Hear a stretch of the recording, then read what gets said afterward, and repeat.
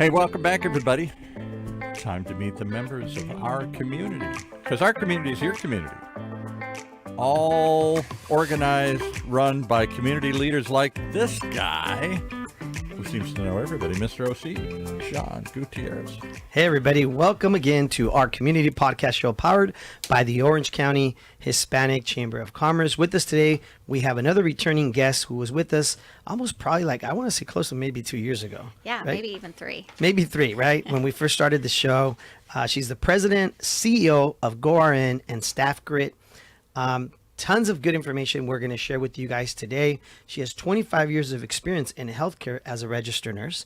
Thank you for your service. I like to tell that to our healthcare heroes, especially during the pandemic, right? Yeah. She's a tech creator specializing in workforce management and development through STAFFGRIT, connecting businesses with their members and the community through technology, building and streamlining ecosystems through automation and technology, connecting hospitals and facilities with nurses and staffs through your GoRN app, which we're going to talk about, right?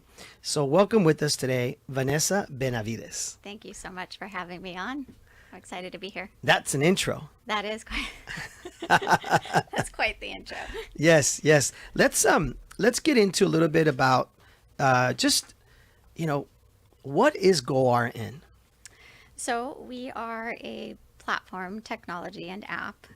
It really is a workforce management tool.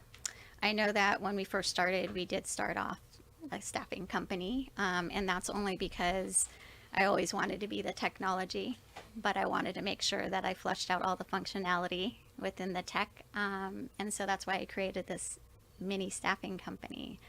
However, we launched literally 3 weeks before the pandemic hit here in California pretty heavy. And that is when we had Mayor Garcetti's office calling us, asking for our help. And that was quite the undertaking.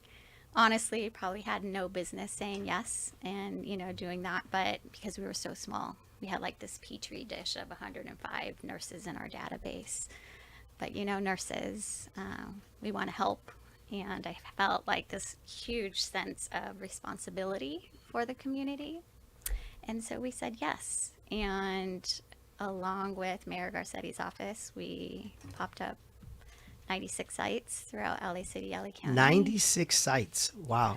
Yeah. In what time frame was 4 that? months. In 4 months. Yeah, we went from having 105 nurses in our database to over 15,000. Wait. 105 nurses to 15,000 nurses.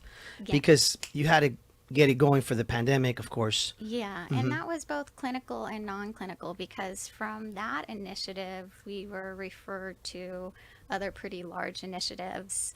And so we needed to really grow our database. And then I found that so many of our users really loved our technology. So it's kind of like the word spread really quickly. And then we had tons of people coming onto our platform wanting to know if there were other opportunities like the one for LA County and LA City.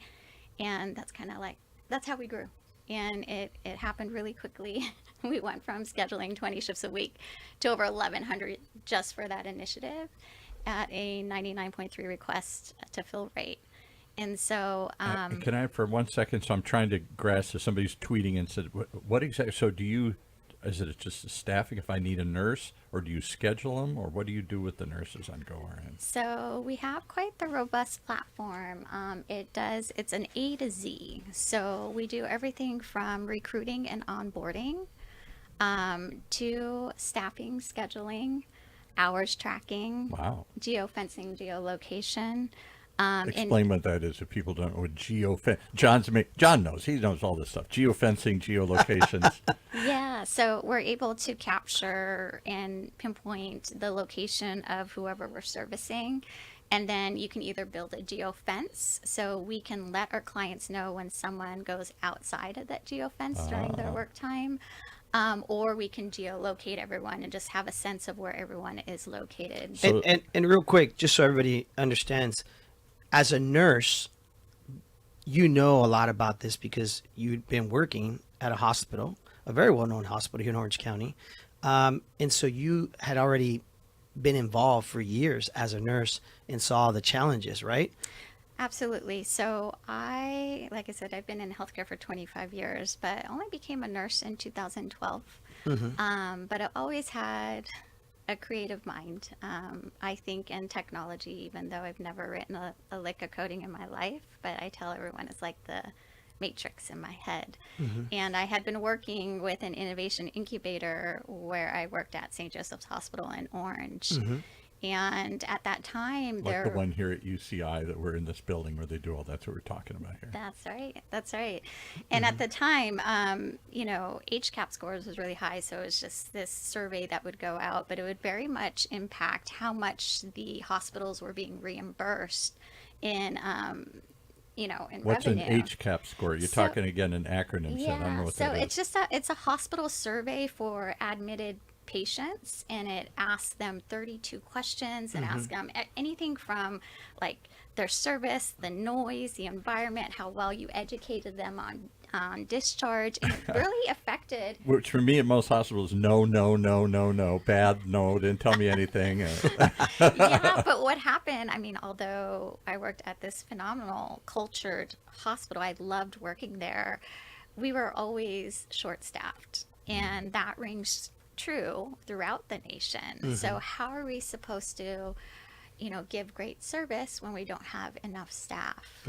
And so I was actually in the back of an Uber working, Where all great ideas come from here. yeah, I was like working, I think the 10th or 11th shift in a row, and finally had some me time. And I got a call from my manager who was like, "Hey, can you pick up tomorrow?" And I'm like, "Ugh, I've already been working 16 shifts. I'm one of those people. It's hard for me to say no." Yes. But I was like, you were tired. You were burned I was out. exhausted. I was Yes. like, I need a break. And the Uber driver was talking about how they were taking Uber to Uber flights. And in that moment, I knew we needed an Uber-S type platform, but for healthcare staffing. Yeah, why not? And So you had the aha moment the aha moment was then. in the Uber Yeah. driver. Yeah. We needed Uber for nurses here. Right. For sure. That's And right. so that was in 2016, January. And 2016? yeah. When this whole idea came up. But okay, so we all have these moments and then we say, but I don't know how to do that. That was kind of me, right? Yeah. But the difference here is I had already 2 years of experience working with this Innovation Institute, really acting as a sponge, soaking up all the information in terms of how to take something to market. Right. And so I really tried to utilize that. And I said, you know what?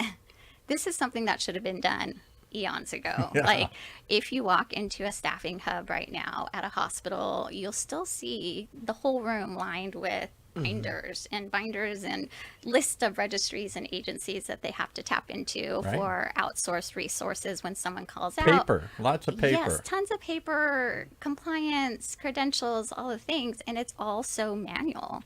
I mean, Yeah. who would like to schedule all these hundreds of shifts off of Google Sheets and, picking up the phone and calling? And so, just to interrupt you real quick, what I want our listeners and viewers to understand is, and I think this is important, we share this with them, is when you're going into a hospital as a patient, you don't realize on the back end, right, from a logistics standpoint, right, how important it is that hospital, if they just had, for whatever reason, 10 nurses call in sick that day, it puts them in a really bad situation, because what if they had a crazy busy weekend in the ER, and now they got to move all these patients up to the floors.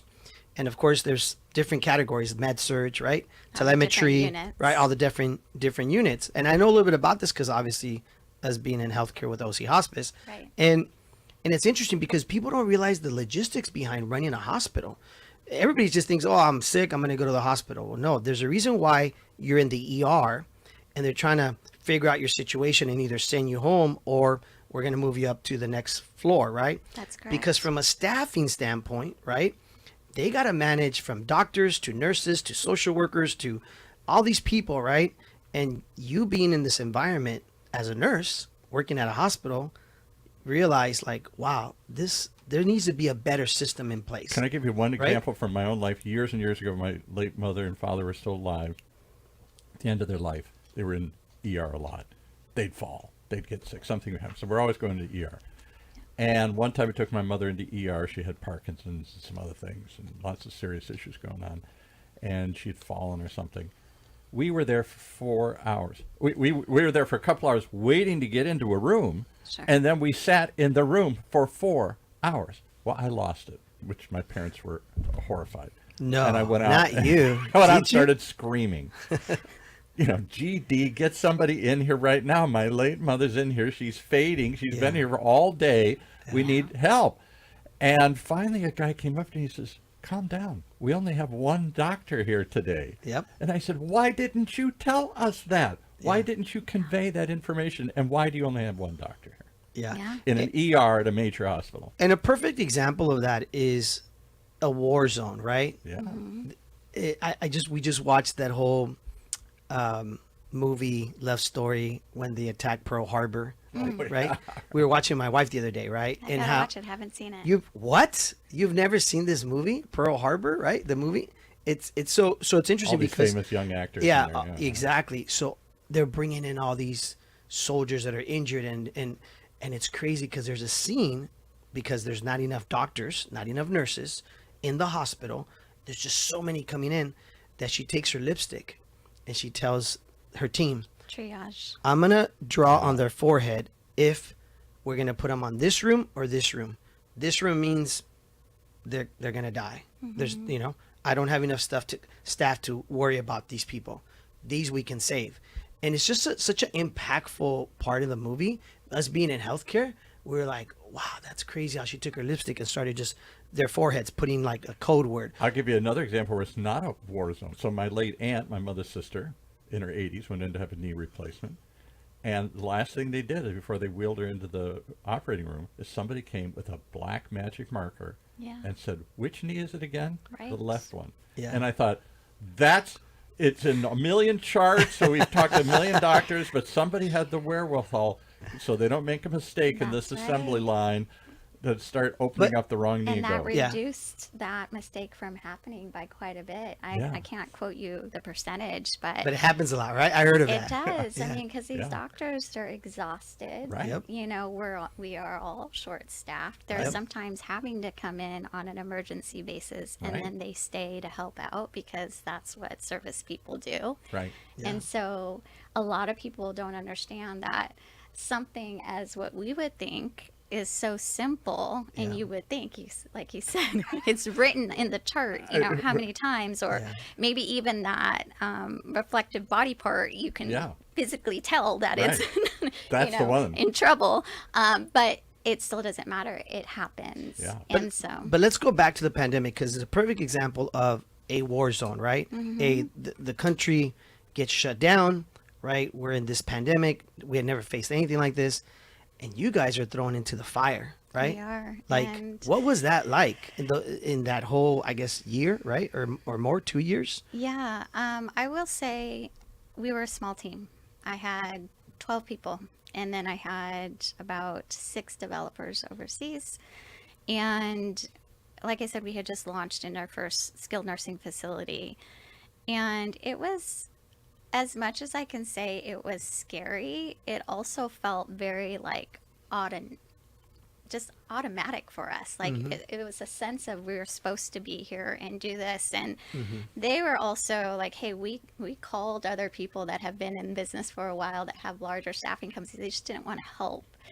And I just kudos to my team because literally for the first year we were 24/7. I don't know, we must have all had serious breakdowns at least 3 times Yeah. over. Right. I mean, we've never worked more in our lives, but also such a great sense of responsibility. And Yeah. oh That's my why I gosh. introduced you as a healthcare hero at the beginning because, I know it's been, 5 years since the pandemic, which is hard to believe, right? Right. Somebody said that the other day. It's 5 years. I'm like, what? It feels like yesterday. But you guys, and I say you guys, but also our team, right? We were all healthcare heroes, right? Because to your point, a lot of people, even in healthcare, were scared to Sure. go do these things because nobody knew what COVID was, what was going to happen. And one of the things that I heard in the industry at the time that was very interesting, and we don't realize these things, is some of these nurses were single moms. So they were scared that, hey, if I go out there and I get this virus and I die as a single mom, who's going to take care Yeah. of my child? Very interesting. Or you do know? I bring it home? Okay, Exactly. yeah. So I was one of those nurses, right? I'm a single mom of 3, and at the time, my mom was diagnosed with a glioblastoma and was given 8 to 12 months prognosis. Jeez. I knew that if we took this initiative, I would not see them for at least 4 months as I was boots on ground, just being first line, Yeah. putting everything together. Because from my team, I said, team, you guys stay home initially. I'll and do everything from utilizing our technology, doing everything from, but I'll go out along with my chief operating officer, and we went out to set up these sites. But I knew I wasn't going to be able to see them. And so, and I I'm knew, sorry. I'm Getting getting choked up listening. I'm sorry. to that. I'm getting emotional because I know your mom, yes. and I know you recently lost her. So I knew I was going to miss out on that time. But like I said, I can't express the sense of responsibility we felt. And you just said, nurses, they don't run away from the fire, we run to it. I was struck by how many nurses were overwhelmed, ended their own lives, or doctors, or just not just quit the profession, quit life. I can't handle this anymore. I'm so stressed. I'm so pushed beyond the boundary Right. that they couldn't deal with that emotional crisis. Yeah. Well, and not only that, but it's just, to your point, here you are not wanting to risk bringing this virus home to your mom, right? How many more people are facing those kind of situations, whether it's to their mother or to an elderly person, or in that case, at that time, also people that had advanced, let's say, diabetes or other things, right? Right. And so it was a very scary time. So for you guys as a team, you're what was it, 12 people, Yeah. to say, hey, let's go do this. That took a lot.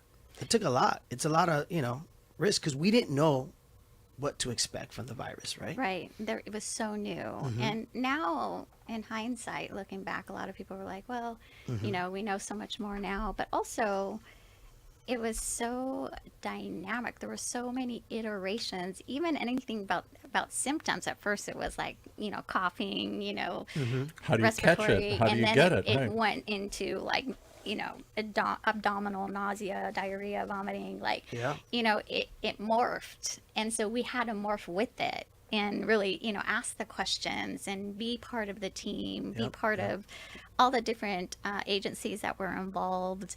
But it was really interesting. And I tell everyone, okay, terrible reason for a pilot, right? For technology, but also, wow, we learned so much from it. We learned so much, and we created and developed so much Are we because ready? of Are it. we ready more for the next? Everybody says this isn't the last. They used to call them black swans, meaning you only saw it once in your lifetime. Now the black swans seem to happen every couple of years. Right. Financial crisis, health crisis, all these different crises. What have we learned that will prepare us better for the next health emergency? Okay, you're speaking to my soul right now. Okay. I honestly, that is why we created this technology. I'm on a mission to get I the get that. I technology get that. into all these people's hands, municipalities, emergency services, nonprofits, all those that really respond to these type of scenarios. Because you're right, it will happen again. And for me, it's like, look at history. Let's make sure that we're prepared. And I mean, it doesn't always have to be. I mean, it's not the sole reason why we created the technology, but very much. I'll give you another crazy example. Years ago, now we've forgotten another black swan when New Orleans was hit by the first ever hurricane that hit directly there. Yes. Yeah. They predicted it for 100 years when it finally happened. Kind of like they're predicting the major earthquake here for 100 years, and we keep saying, oh, it's never going to happen. But, something that they knew was coming finally hit, Yeah. Yeah. and the city was overwhelmed. And one of the things that struck me in listening to all the breakdown of that crisis, the breakdown of the levees, the breakdown of where do we put people, Yeah. all the stuff, the staffing and everything, how do we handle this, was that the different agencies weren't using the same walkie-talkie frequencies. So the cops can't talk to the fire, can't Yes. talk And to the that's- feds. Yes, and that's what this show is about. Really, it's how GoRN transitioned to StaffGRIT, and we'll get into that now, to your point, Paul, it's how do we better communicate, right, as a Yeah. whole, right? Why don't you share that perspective and what StaffGRIT is from GoRN? Yeah, so we were able to see that firsthand, right? And I noticed that even in the same agencies, same departments, everyone works in silos. Yeah. And it just like, how are we expected to get anything done Different when we're procedures, working in different silos? databases, different protocols, Yes. different equipment.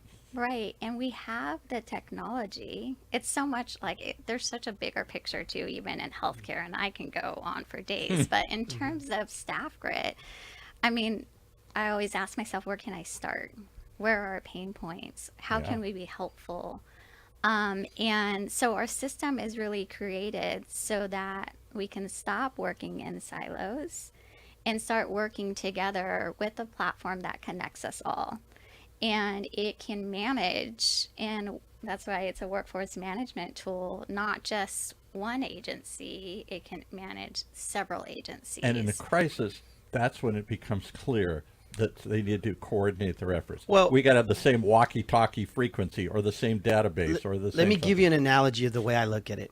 I ran track. In fact, we ran track in high school, right?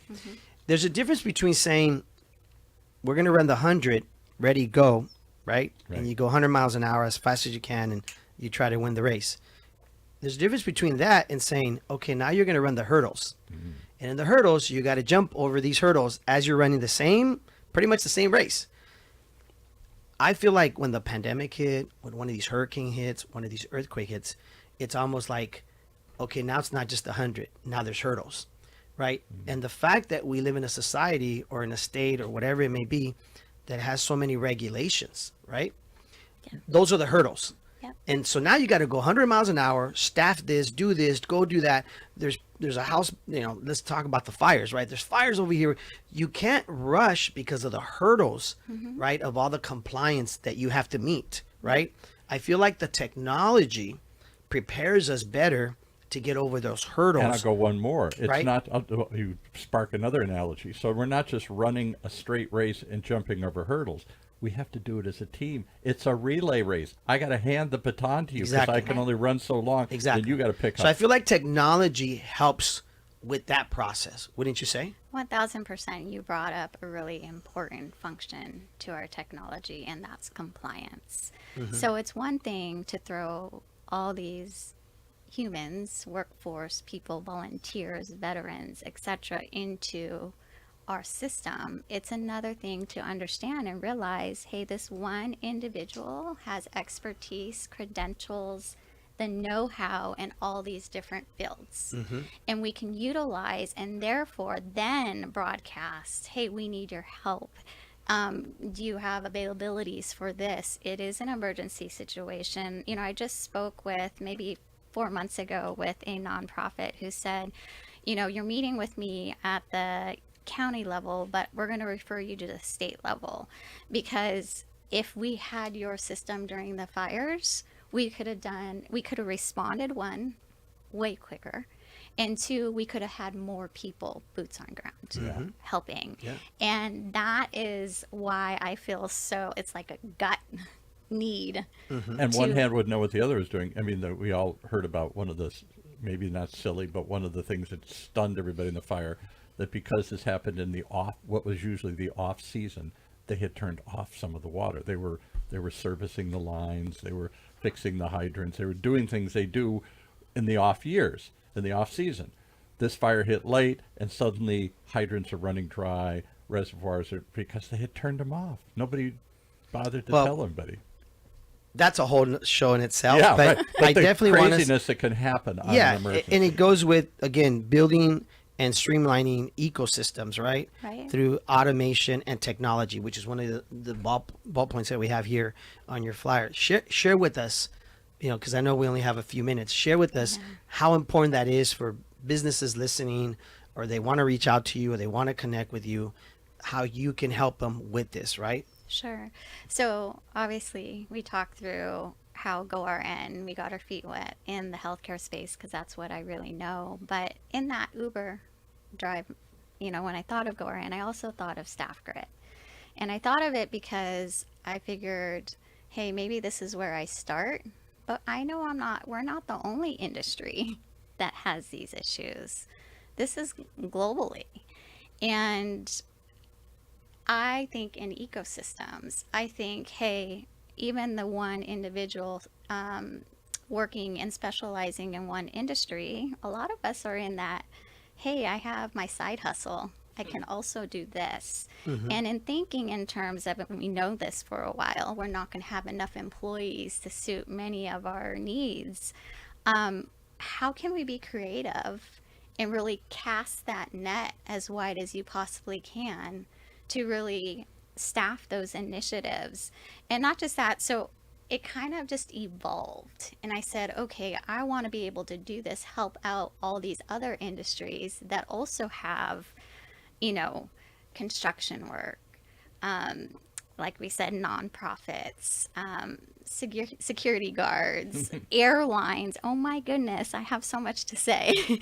But we learned so much in terms of staffing, workforce management. We can utilize that experience and put it into other industries. Is the problem bigger now because we've all gone to a world of freelancers, where it used to have these people on staff and I pay them even if they're just sitting around a movie a studio, a construction site, a hotel. Now to save costs, we've turned everybody into freelancers and we pull them in when we need them, but the rest of the time they're on their own. Well, the technology helps that, right? Yeah. Yes. So that's the thing is, hey, someone can work full time in a position, but still go and grab some sort of gig or some sort of part-time. That's the world as we know it now, but also that can contribute to making it better in terms of the need.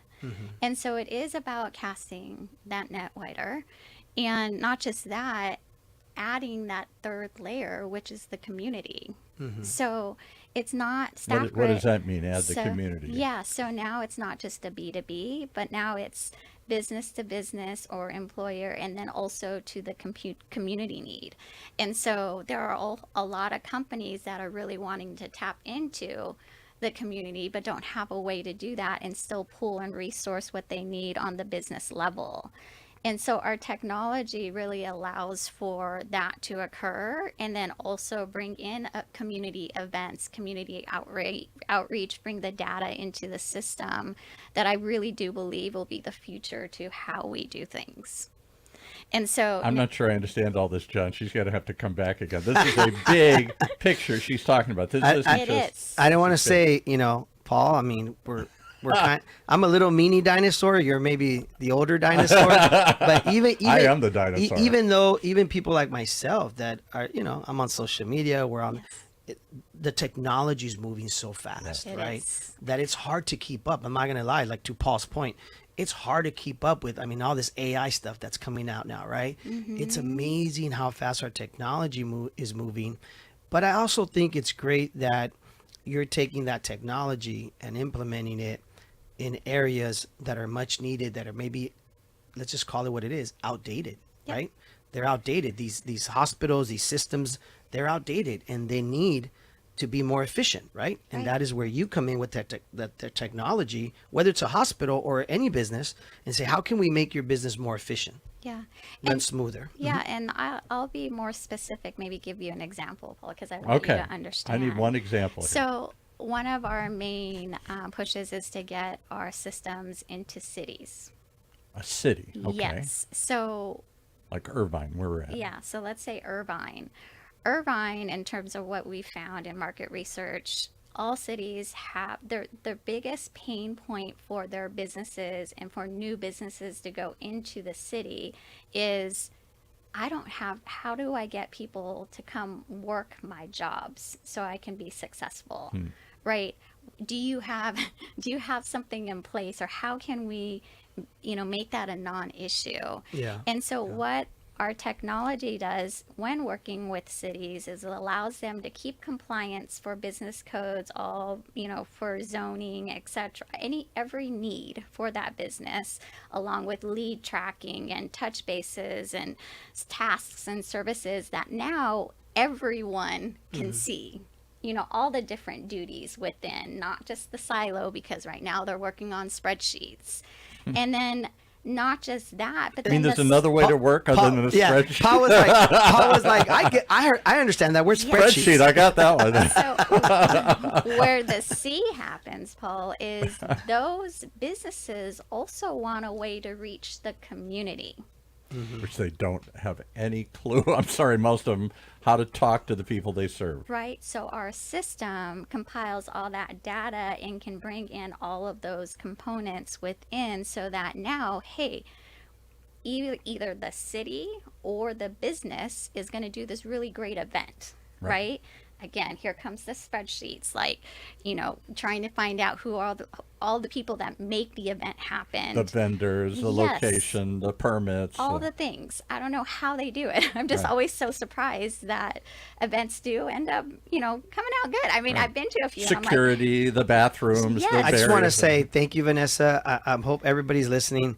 All those events we do They're take so a lot of work. Yes. They do take a lot of work. I'm in awe. The Estrella Awards Go see takes the a lot of Estrella work. Awards. Oh my God, it's a I'm Hollywood so- production. Yeah, in awe, but 700 people, one event. Can The you- seating chart is a nightmare. Yeah, I can just imagine. But do you know how much more you can do if you had technology to be like, okay, here's that template from last year. Yeah. Here's all the people that were involved from last year. And even if it's not more of a business, but even a broader based community outreach, like here, we can push out all this information to those people who came in last year. We can take that or create a new event. And there's ways to push that out, because a lot of times what we do to reach our community, we're going onto social media handles, platforms, and you're hoping that that community member will see it At that moment. in that moment, because stories go away. Yeah, right. But here is something tangible that they have, and that's forever living in their platform or in their app. And it goes deeper than that, because also it's information, it's knowledge. How can you give that information to your community and have it housed here, and you don't have to hope that they're on your website, on your flyer, on your Instagram, On your email newsletter, on your response that there's an emergency alert or something here. That's right. Text alert. So I hope that was helpful. It helps, but I think there's a You're- bigger story here. There's a lot. Yes. There is a lot. And I think the most important thing here is to remember that at the end of the day, we're helping streamline communication, right? And helping people, helping businesses. Obviously, as a Hispanic Chamber of Commerce, that's our job. That's our responsibility, is to help our small businesses have better, ecosystems in place, right? Sharing with them the technology. So if you wanted to reach out to Vanessa, you can reach out to her on her Instagram, right? Yes. You can go to GoRN. They have their own Instagram also. And Go it's RN. for GORN, right? APP. So Goran app is our Instagram handle. Okay. Yes. StaffGRIT is STAFFGRIT. And yeah, we have a website. You can touch bases. What's the website? It's staffgrit.com. Or you can see her in the back of an Uber riding around town, coming up with new ideas. Or you can call me on my cell phone. I'm No, totally fine with let's that. not give out cell phones. I work 24/7. You could do email. You could do an email if you want to put out an email. What's your email? It's V Benavides, so that's Spell a little it. longer. B like boy, E N like Nancy, A V like Victor, I D like David, E S like Sam, at gornapp.com. And I think that's important, that if GoRN. any of you are out there looking for better systems to implement into your business, just if you're struggling and you need that technology to help you, what I think is great about Vanessa is that you're not just tech savvy and you have a great tech team, but you're a compassionate, caring person because you're a nurse and you come from that background. So you come from that two world, right? Like that you can She share. uses help. both sides of her brains, Yes. the empathetic side Which and is the ve- scientific side. Which is very rare for all of us, because I am not super tech. So I congratulate you. I wish you all the best. Thank you for being on the show again after, I think, almost 3 years, right? Yeah. Since you were here. Oh my gosh, thank you for Can't be having 3 me. years again. The whole world will change again in 3 years. Here. I have to come back with something new. Yeah. There you have it, folks. Vanessa Benavides with GoRN and StaffGRIT. Go out and connect with her and leave us a comment if you have any questions.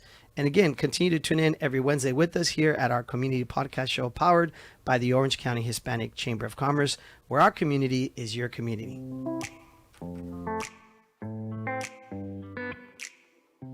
Wow. Well, there's a powerful example of why you got to tune in each and every time to meet our community, to talk with our community, to hear from our community. Because our community is your community, right here on Orange County's only community radio station, OC Talk Radio, streaming live from our studios here at the University of California, Irvine's Beale Applied Innovation.